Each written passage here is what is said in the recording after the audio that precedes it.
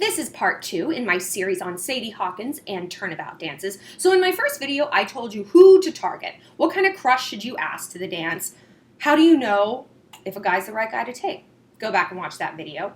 But TLDR, don't ask a guy with whom you do not regularly speak, because it's going to be the most awkward night ever, and that's going to be terrible.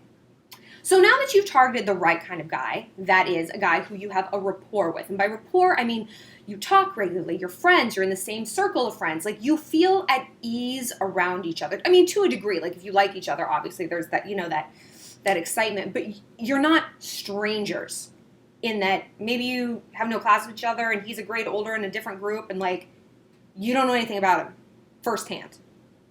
So now that you've got the great guy, how do you ask him? At my school, we would love to go over the top asking guys to dances, and guys did it back to girls. Everyone got asked to prom or homecoming in a really fun, outgoing way. So I think that you should do the same if you think the guy is going to be receptive. You really have to judge a guy's personality. There's a lot of people who don't want to be exposed in a public way. They don't appreciate that kind of attention. It weirds them out. They get anxious. I'm clearly not one of those people.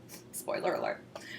But you can still do something that's cute and thoughtful without it being this huge public spectacle that's going to put them on the spot. Because as we know, teenage boys dread being put on the spot in a public way more than anything else. More than anything else at that time of their life. It's their ultimate fear. It's a nightmare apocalypse situation. So here's some ideas. One girl in my school called a local pizzeria and had them spell out Sadie Hawkins and pepperonis on a pizza and had it delivered to his math class. Cute. Easy, low-key. Another girl had a question written on his, history test, just his, hey, prom, blah, or Sadie Hawkins. Balloons on cars is great. Decorating his parents' garage is great, with their permission, because they might get kind of weirded out. Having, the school mascot hold up a sign at a game.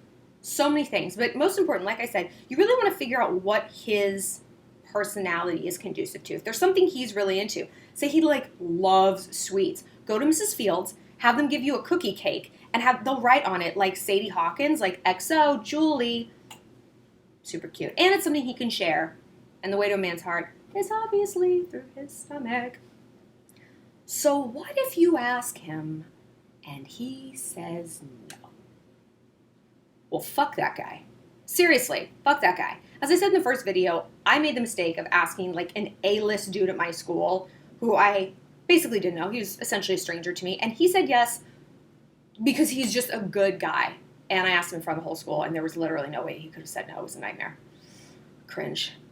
So if a guy says no, in a way that might be for the best, because you don't want someone saying yes out of pity, because you can tell when someone doesn't really want to be there. You can tell when someone's not into it. None of us are that good of an actors. And you don't want that kind of vibe for Sadie Hawkins. So if you get turned down, or if there's simply no one you feel like asking, it's completely fine to go by yourself. Round up a group of your girlfriends, go alone, have fun, dance, look hot, and use the opportunity as a night to flirt with your crush, to get dressed up, catch his eye, provided he's not the one who said no, because if he is, right? Just screw that guy.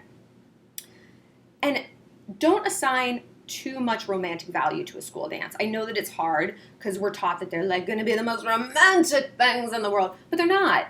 Like I said before, the most romantic moments of your life happen in the shadows, in a way, in those little spaces that you don't expect, just unexpected times. Very rarely are the most romantic moments the kind that are the most overblown.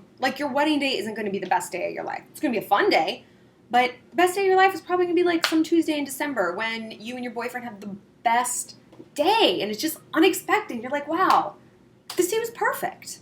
So let it go. If you don't have the ultimate date, if you don't have the ultimate crush, it's okay. There will be more dances, and most importantly, there will be more crushes.